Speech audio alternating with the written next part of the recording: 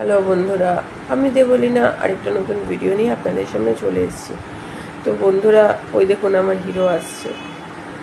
যাই হোক, 14ই মে আমার হিরো, আমার উজানের জন্মদিন ছিল।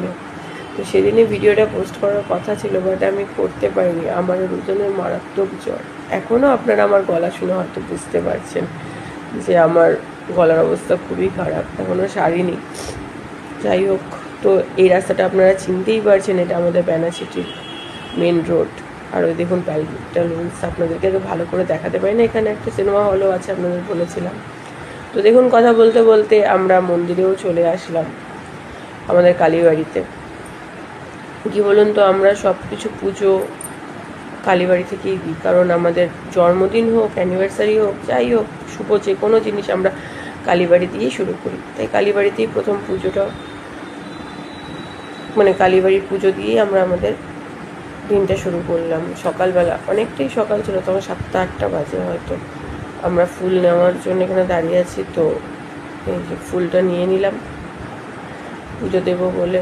উজান ওর পাপার কোল থেকে কিছুতেই নামবে না, সকালবেলা উঠে এসছে, ঘ্যান ঘ্যান করছে একটু।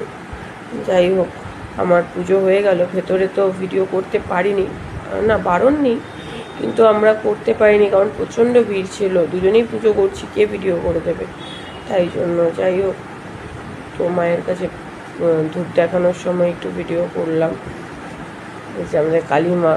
আর এই মন্দিরের পুরো ভিডিও যদি আপনাদের মানে দেখতে চান, তাহলে আমাকে কমেন্ট করে অবশ্যই জানাবেন, আমি এই মন্দিরের পুরো ভিডিওটাও আপনাদের সাথে শেয়ার করব। তো যাই হোক, আমি আজকের ভিডিওটা আমার এই পর্যন্তই। কেমন লাগলো জানাবেন ভিডিওটা। আর আমার কালীবাড়ি আসা আর আমি ভোলে বাবার কাছে আসবো না, এটা হতে পারে? ভোলে বাবা আমার সব কিছু, মানে ভোলে বাবা ছাড়া কিছুই বুঝি না।